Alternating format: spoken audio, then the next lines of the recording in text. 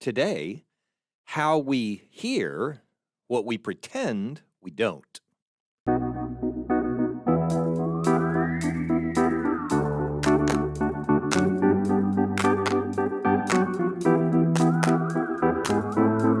Welcome to Coffee with Creamer, where you get to sit down with our host, Dr. Barry Creamer, for a conversation about faith, life, and culture.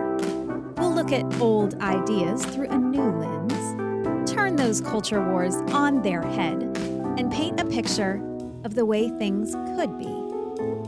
If you like your thinking deep and your coffee hot, pull up a chair.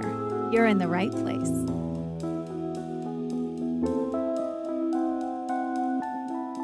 How we hear what we pretend we don't. Maybe I could clarify a little bit by saying this, that it's interesting to me how what we want most and what we want least normally turn out to be the same thing. There is a reason for that. There's an ironic tension that's sort of built into life that makes it that way. And we've talked about some of these things before, not necessarily in these terms, but in other episodes. And there are things we love to imagine, to dream about, like in adventures. Things that in movies we think would be glorious, and if we could just have a life that exciting, and so on. And yet we work assiduously in life to avoid those very circumstances so that they don't come to pass in the things that we actually do. The ideas that pop up in fiction, in novels or movies or television shows or plays or whatever that attract our interest would be, some great last heroic stand against an evil enemy, and the person making the protagonist, self-sacrifice and heroic resolve, his forehead set like a flint, valiant effort in the end, and having a clear understanding of his purpose and calling finally in his life, and so on. We think that stuff's great, but equally, we don't want the evil enemy to challenge us, and we don't want to lose what we've worked so hard to obtain, and we don't want to be faced with the most difficult, which is why it's called difficult, decision in life, and we don't want to risk everything for one moment, which is likely to fail anyway, and we don't want the constraint that restricts us from having the freedom to do what we want. So we say we want self-sacrifice, but we don't want to make a sacrifice. And we want heroic resolve, but we're not resolved to face heroic consequences. And we want valiant effort, but we just don't want to apply the effort to get there. And you get the idea. And it's not because we're lazy. It's because those things are really expensive. Risk is real. Danger is real. The thrill of overcoming danger is only as great as the reality of the danger. You see why the irony is built into, the tension is built into us in the things that we want most and least at the same time? Yet we know the only way we'll experience anything like the triumph and vindication and justification or significance that we feel in one of my favorite old movies to watch once, not to watch over and over, Life is Beautiful. Or one that I had no connection with, but I watched lately because everybody said, you got to at least see this movie, Top Gun, right? Depending on your proclivities, which direction you go with, what kind of adventure is the thing that really strikes you. The only way that we would ever actually experience the triumph or the vindication or the justification or the significance of one of those great adventures is if something were to emerge so important in our lives that we were willing to lay on the line everything that used to be most important to us. And if the choice of that greater thing which has emerged requires the sacrifice of all of the most important things that used to be to us. There is always some opposition or some barrier in circumstances where you could achieve that thing. So great that it costs us everything else to pursue this new great good. So you can understand why we do and don't want exactly the same thing at exactly the same time. Now this is just an illustration. That's not what I'm talking about today. I know it sounds like that's what I was going to talk about. That's just an illustration to get to the point that in that same kind of ironic sense, that tension between the way things are and the way we think they are or the way they're presented to us, we also don't want to hear the things that we need to hear the most. And let me say there'll be a follow-up to that, which is that we want to hear the very things that we don't want to hear for the same reason that we love the adventure we're trying to avoid. So let me first hit this first half of the concept that we don't want to hear the things that we need to hear the most. That's not hard to figure out. The things we need to hear most are quite often painful. They're not pleasant, and they bring transformation to life for the very reason we've been avoiding them, because we're fairly comfortable in the life that we have. And yet we need to hear them because we could be better. We could overcome some fundamental flaw in our character or some painful thing that we experience every day, which we don't need to. And I can think of people I know and care about whose addictions, for instance, control their lives and who avoid with great alacrity any exposure to the ideas that might force them to reconsider what they're doing, the painful things that they're avoiding. Let me, this is the place where I learned this, where I experienced this myself, was in pastoral counseling. And, back when I was pastoring, I pastored before I'm president at Criswell College now. I've been a professor for 18 years and an administrator, college administrator for the last 10 years or so. And I love being in higher ed, but I am a preacher, at my heart, at my core. That's what I was called to be when I was 16 years old, or at least yielded to the call when I was 16 years old. And I've been a preacher ever since. And in my position at Criswell College, I get to teach people who want to give their lives. Our students want to give their lives away in ministry, whether in church, vocational, or other ministry, in elementary ed or psychology or whatever they're doing, but they want to give their lives away in service to the people God sent us to care about in the world and to Him.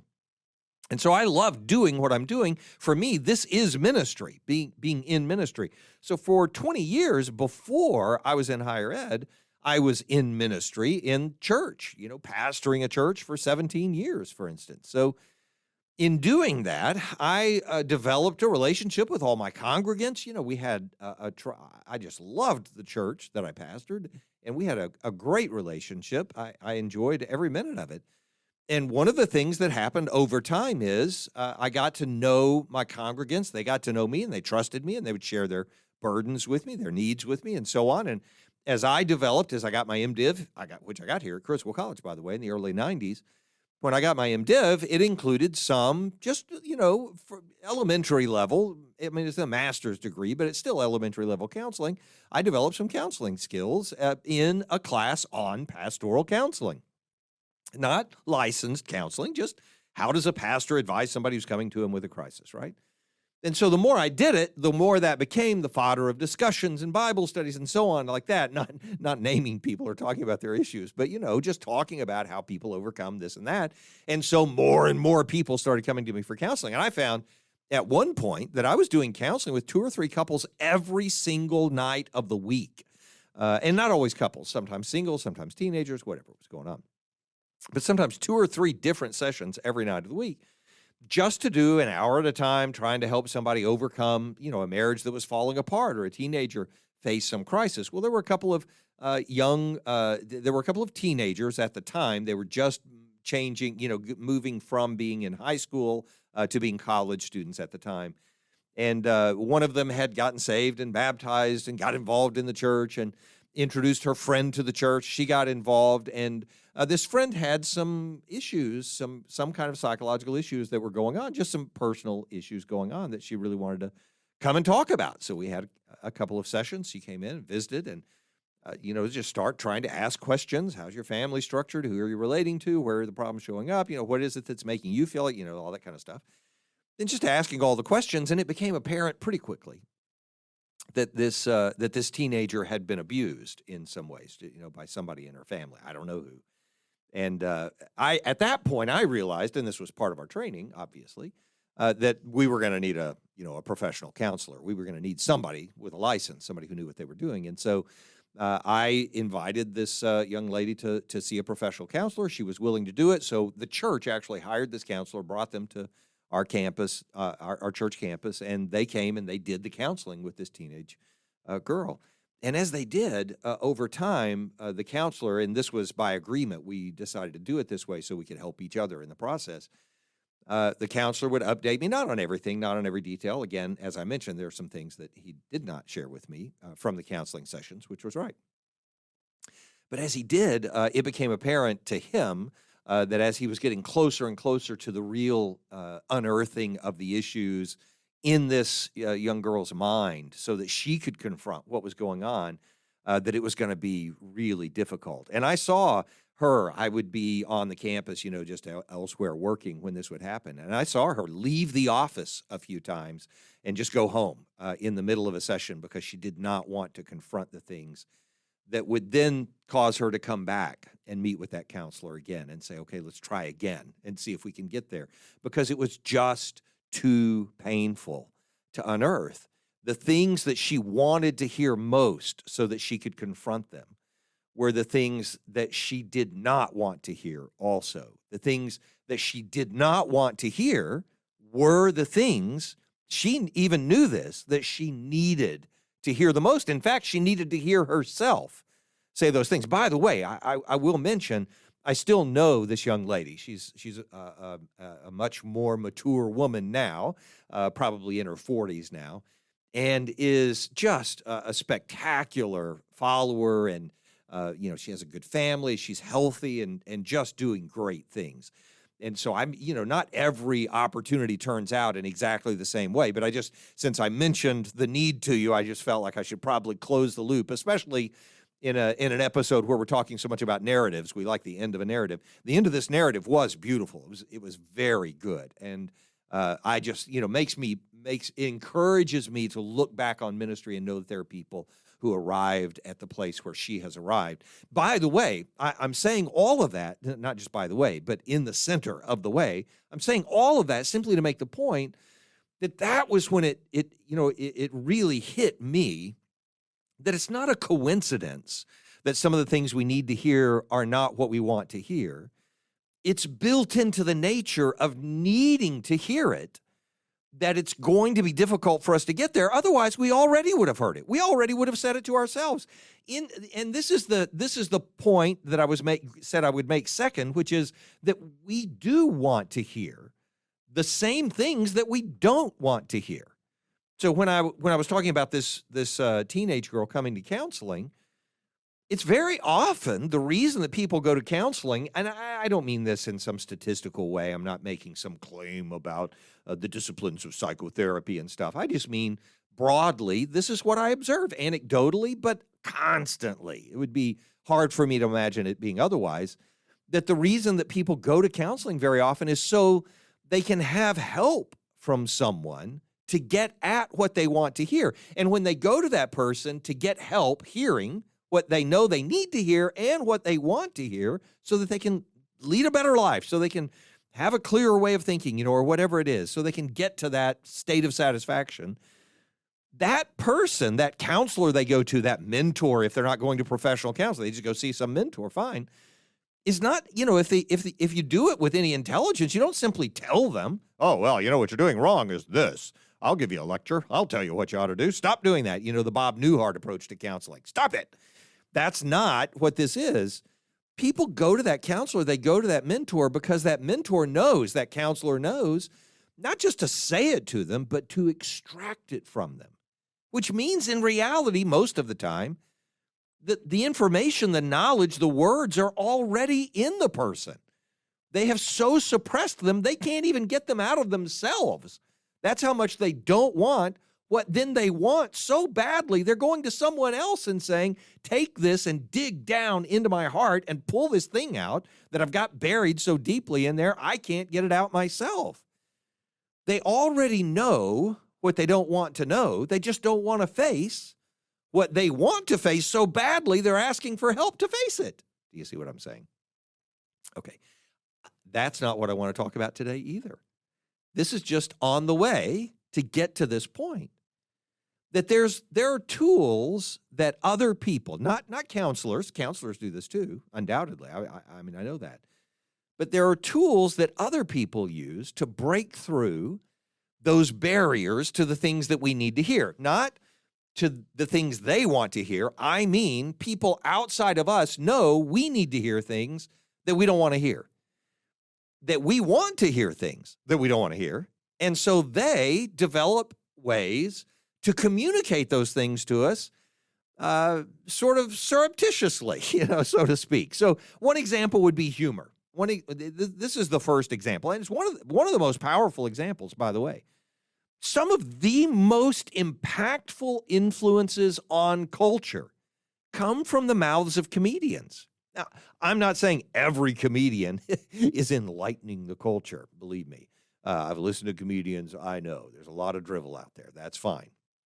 And it's comedy, so I don't care that it's drivel. That's fine, too, not even being critical of it. The point is that there are comedians who are some of the most influential people in the culture because they're funny. Not just they're funny and therefore they have this side influence. Because they're funny, the door opens for them to have more influence than anyone else in the culture. I'll just give two quick examples, which you may or may not like, but you can't disagree with the level of influence these people have had in the culture. Now, again, I'm not saying they passed laws or something like that, although some influence may have led there. But I am saying the way they have impacted our culture is profound. Ellen DeGeneres is an easy example. She is often cited as the funniest woman, in America and stuff like that. And I don't know if she is or not. I don't watch The Ellen Show. I didn't watch The Ellen Show when it was a sitcom, not for any political reason. It just wasn't interesting to me, and I had other stuff to do. So nothing snobby about it. Just didn't happen to interest me. It wasn't my thing. But that, there were gay pride parades. I mean, there were constant protests and public statements. There were brutalities against people who were homosexual that became public and were knowledge in the public sphere, and public attitudes changed very little. They changed some, but they changed very little.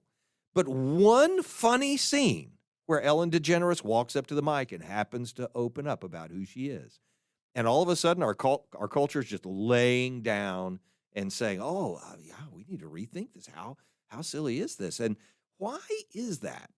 And I'm not just talking about that moment. I just mean being around a comedian changes. Dave Chappelle does the same thing. Not encouraging you to listen to or watch or anything with Dave Chappelle. I'm not saying that. But this person has had a profound influence on a willingness to speak and engage about issues that other people are not able to approach right now without causing a riot somewhere. And you can think he's caused riots. He's had some pretty negative reactions to the stuff that he does. And yet he's had the ability to squeeze it in there, to wedge it in there and get people to listen to it. Agree or disagree doesn't make the point here. The point here is simply his humor opened the door to it. Why is that? Why do comedians get that opportunity?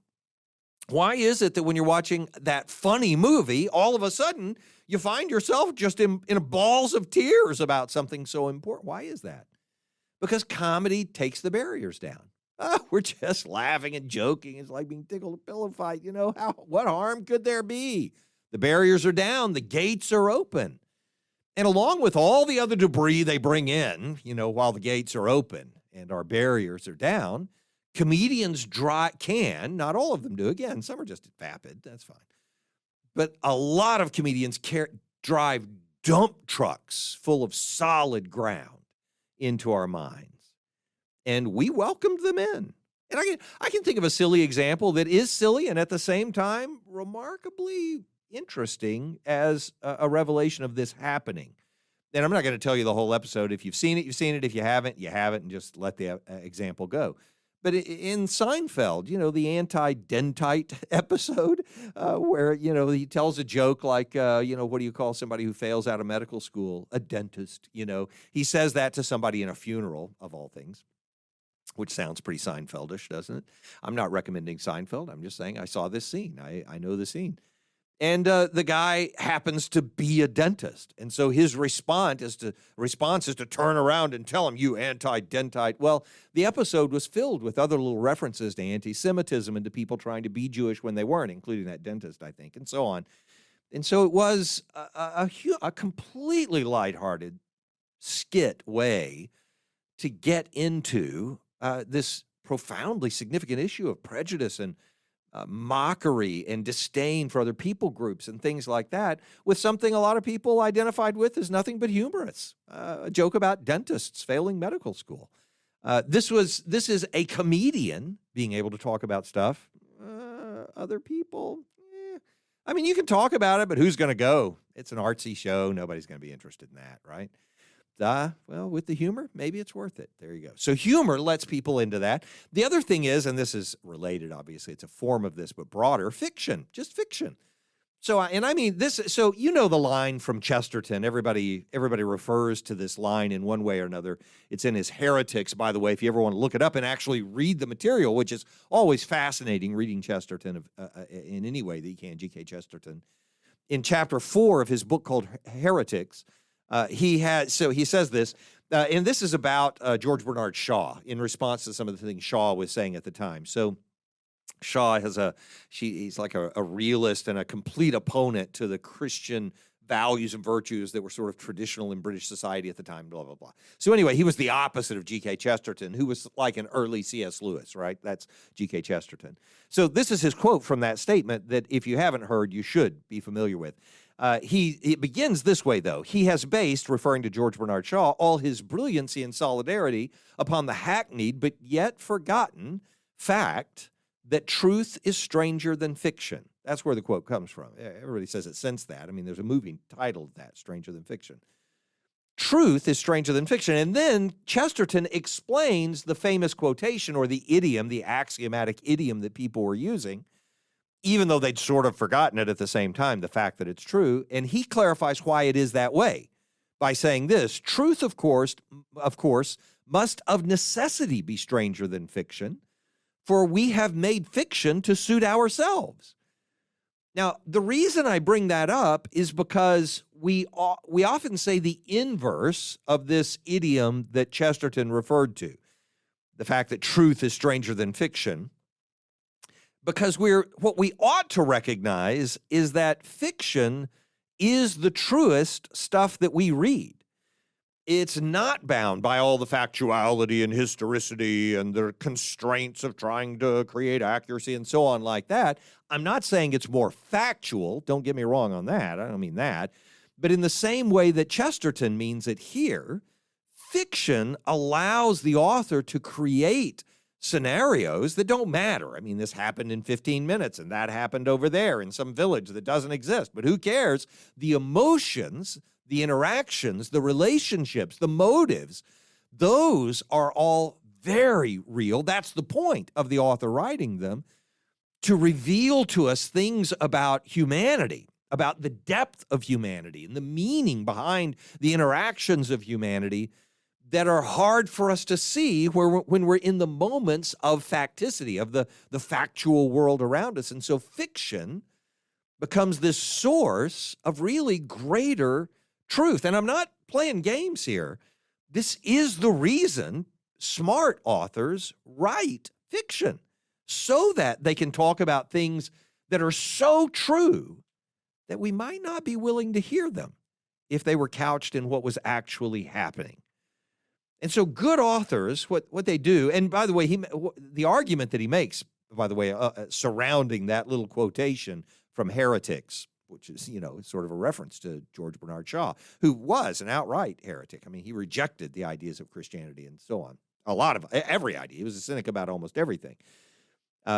So the argument that G.K. Chesterton makes in that is that George Bernard Shaw's realism, his rejection of ideals and his cynicism about so many things and so on, was really a cloak for his own idealism. That's what George, in case you're wondering, what G.K. Chesterton was trying to accomplish in that paragraph. So he's not necessarily embracing the idea without acknowledging that it also includes some shallow thinking on the other side. This is what Chesterton's doing. So, but let me get back to the point of fiction being the tool that other people use to break through in you to get you to hear the things that you don't want to hear. And if you're not processing what I'm saying to you, you also like that fiction because you do want to hear the things you don't want to hear. So good authors, what they do is they replace you with a protagonist about which you're willing to hear the things you're not willing to hear about yourself. You see what I'm saying? You get the idea? It's pretty simple, and it's fundamental to why we are attracted to certain kinds of literature. It's also why representation becomes such an important concept. And by that, I mean, for instance, I remember seeing the visceral, emotional reactions of black men who saw Chadwick Boseman playing Black Panther in Marvel. That meant something to them beyond what I would have comprehended until I saw their reaction to it and said, oh man, there's some kind of serious identification going on between protagonists and the people who follow them in their stories. I watched recently in the same vein, and I'm just choosing the two racial examples because they emphasize something we don't always pay attention to.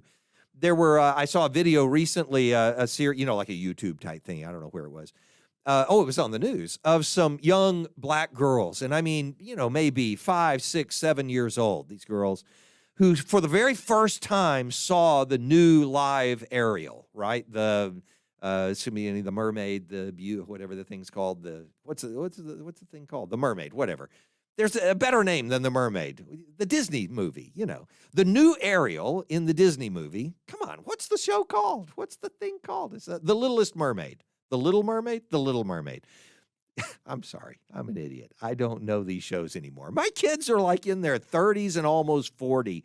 Have mercy. My grandkids, I don't watch movies with. So anyway, I would. I just don't need to. So anyway, I watched these videos of these young black girls who were seeing for the first time the new live Ariel, that she was a person of color, and they were just overtaken with their emotion, crying, laughing, dancing. They could not believe that there was someone who looked like them who was doing that. And look, I remember when we got my granddaughter, who is of color, when we got my granddaughter an American Girl doll that was black, and she opened it, her first words were, "Mom, she looks like me." It was meaningful to her because in fiction, we want to identify with a protagonist. We want to identify because that author is going to say something to or through that protagonist that we don't necessarily want to hear about ourselves, but at the same time, we do want to be exposed to because we know it could be about ourselves. It's why some books, not just representation here, but the identification we have with the protagonist, it's why some books or movies or shows can feel too tense. I've been reading a book and just put it down because there was just too much tension. It's too much. I don't want to go through this. I don't want to live through this. Well, why on earth would a book do that to me? So there are some books, movies, and shows that are too tense to finish reading or watching or hearing because sometimes the identification becomes too transparent or it becomes too poignant, too meaningful, and we can't handle it. But a good author knows how to balance that. Have the tension, break the tension, pull it back up, and have it. Why are they doing that? Why do you have comedic breaks in the tension of a dramatic movie? Why do you have that? So that your audience doesn't get too stressed out hearing what they don't necessarily want to hear. Oh, we can still laugh. It's still just a movie. I remember now. It's all okay. It's going to be okay. All right. Get back to the serious stuff. I can listen again now. This is how we are. I learned this, by the way, in my own experience. I've applied this in the way I do sermon illustrations and in observing, because I'm a preacher, like I mentioned, in observing how other people do sermon illustrations. I have learned It's so funny when guys or girls are learning how to speak, when they're learning how to present material so that people will actually listen to it. One of the hardest things to get is illustrations. And one of the reasons for that is because people think they need to find a perfect illustration, something that has just the right weight and gravity and parallels and all this kind of stuff. And they're thinking incorrectly about it entirely. And I won't go through this whole thing I teach about illustrations, but just to make this one point, one of the things I've learned about illustrations is the more trivial the illustration, the more trivial the metaphor or the analogy, the sillier it is, the more powerful the impact can be when you finally bring it back to the conclusion, to the parallel that makes it meaningful. Why would that be? For the same reason humor works. Because when you're telling something flippant, trivial, unimportant, it's lighthearted, oh, look what my kid did with the dump truck, whatever. Everybody's gates open, their hearts open. The fences are down. Oh, I can just laugh with them. And then you drive home a meaningful part of the message that they would have been on guard for, ready to shed so that they could leave and continue to live the life they were leading before.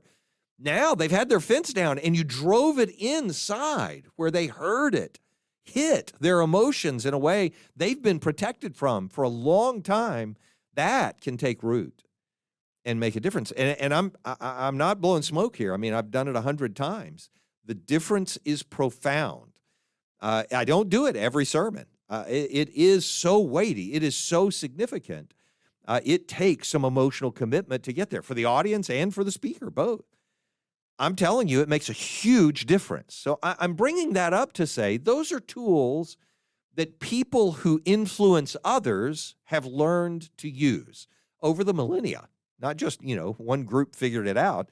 Over the millennia, storytellers from the very beginning, in the Iliad and the Odyssey, from there forward, and even back beyond that, have been telling stories in exactly that way. It shouldn't surprise us. So unconsciously, we, and I mean we as the people who want to hear and don't want to hear, the recipients of this information, this transformation, this influence, and so on, we accomplish the same thing by choosing to spend our time with those fictions, with that comedy, or watching sports even. I mean, sports is just a new drama narrative unfolding every week. You get to watch. I mean, it's the same story every time. Underdog and powerful leader, and they're going to fight each other and gladiate, and somebody's going to win and somebody's going to lose, and there's going to be a great comeback, or you're going to stifle the great comeback, and then it's done. It's the same story every time, but it's a new story every time, and so it's really worth hearing, and then you get to hear the heroics of the person who committed himself to learning this technique and following the and overcoming the injury, and it's the same thing as watching a movie, except it's fresh, right? And I don't mean it's the exact same thing. I know the difference in sports. I'm saying that's why we're so attracted to sports, for the same reason we're so attracted to the movie or to comedy or to whatever it is. All of the reasons that we mentioned above: opening the gate, allowing a message to come in that we didn't want to hear directly, but we knew we needed to hear. And so we finally get it. We want to think about the important things in our lives, but without all the cost. But it also does this when we see that fiction, when we watch that sporting event, when we read that book. It also uncloaks a desire we have actually to be in the world where we're living for what's most important. That longing that we have is this sentinel calling out from inside of us and saying, that's what I want. I want to be a part of something like that. Even if I'm just observing it, I'm acknowledging, I'm uncloaking that desire. And even more importantly, it unearths more of that part of us that longs for our purpose to be fulfilled, for our significance to be found. And so, it's not a surprise that in Ephesians 4, when Paul is given all of the statements that are in this ethereal spiritual realm about what Christ has done to put us in him, that he says, then walk worthy. Don't just have the knowledge of it, don't just know it, but walk worthy of the vocation. I'm not expositing the passage. I'm just making the point that step that goes from this beautiful, worshipful knowledge that ends with a worshipful prayer takes the next step by saying, now walk worthy of that. The same thing Paul does after his magnificent doctrinal treatise on the condition of man and our condition and the condemnation and then justification that comes in Christ and his will to bring us to it and so on, says present your bodies a living sacrifice, finding what is that good and acceptable and perfect will of God. It's not a surprise that those things would follow, because that's what we were really looking for when we were reading that novel, watching that movie, going to the sporting event, attending a play, whatever. It may feel like it's a displacement, so in other words, you could hear all of this and say, well, there's something warped about a person who has to hear it through a fiction because they can't live it out themselves. So it feels like a displacement, like I'm putting it over there in the book instead of living it out. And of course, it's possible to stay in that fantasy. It's possible to keep it over there in the book. But I don't think it's a wicked displacement of some kind. I think it's designed into us for a really clear reason. The designer, our God, wrote a book that is just cram-packed with stories, one story stacked on top of another, that most of us just read like, why on earth is he telling me that story about Judah and Tamar? And please don't ever read it to me again, But every single one of those stories is begging us to hear about us. I mean, we're talking about God here. He could write a book for every person who's born. Okay, here's your baby's book. He'll read it later in life and find out what his purpose in life is. But he wrote one, or 66, or however you want to put it, 1,189 chapters worth, with the same characters, Abraham, Isaac, Jacob, Joseph. How far down the line do we have to go before we finally realize there are a lot of similarities in those characters, not just to each other, but to us and the things that we face? It's designed into his book for us to read the story. When we're told about Jesus coming into the world, he doesn't give it to us in a theological treatise. He gives it to us in 4 different authors telling us a story about Jesus walking on the earth, about the Son of God being here. So this is the point I want to make, and the thing that I would encourage you with in this moment, and that is for us more openly, more honestly, and more voraciously to read and listen to and watch and create and attend stories, myths, fairy tales, dramas, comedies, romances, whatever.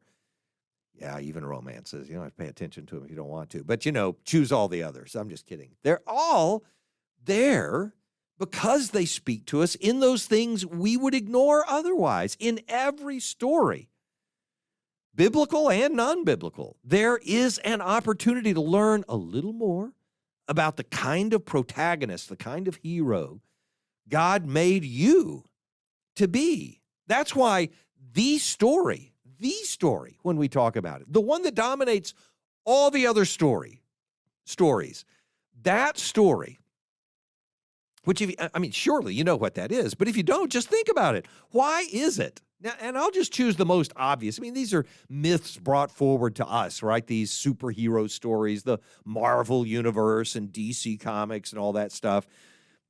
What on earth makes those so popular? They're just carrying forward all of these mythologies from the past and so on. If you pay attention to those things, there's some reason the superheroes can never get married, that they're always rained on or drowned, that they have to give up everything for the sake of the ones they're sent to save. Why is that always happening to these superheroes? Why can't Spider-Man just marry what's-her-name, Mary Jane, and be done with it? Why does it always have to end? Something's got to go wrong. Because all of these stories are dominated by the story, which is the messianic story. Not just because, and this would be enough, but not just because there's one historical Messiah who changes everything. That's true, there is, and he does. But all the stories are shaped around that messianic fabric, not simply because there was one Messiah, and that's done, and now there is nothing else to think about in the messianic story. That's false, because We are supposed to be like him. And I'm not just saying every author sits down and says, well, I want to make these Christians better Christians. That's absurd. Obviously, it's not the case. Tremendous number of the best authors in the world have nothing to do with Christianity in their own commitments. They understand a lot of it, but they're the opposite in their faith, right? I know that. I mean, why would God make it so that we are so inclined to read these narratives about biblical characters, for instance, or to be so attracted to the story of some hero who solved a problem on the other side of the world? Why would he create us like that? Not simply so that we would, and I love C.S. Lewis's point about this, so that we would have a space open in our intellect and our heart for Christ when we're finally exposed to him. I love that truth, but that's not the end of the truth. It's also because we're supposed to be like him. We're supposed to become like the Messiah. That's the point. So when we learn to encounter these stories, we still have a challenge left. We're not finished. Okay, I'm listening to the stories. Ooh, look, I learned something about myself. When we learn to encounter these stories, we have a challenge left, and that's to lift them out of the pages, pull them off of the screen, to project them out of our thoughts into our decisions and our actions so that they're finally in the world. When we finally become, that is, an incarnation of the one great story, when we finally become little messiahs, Christians.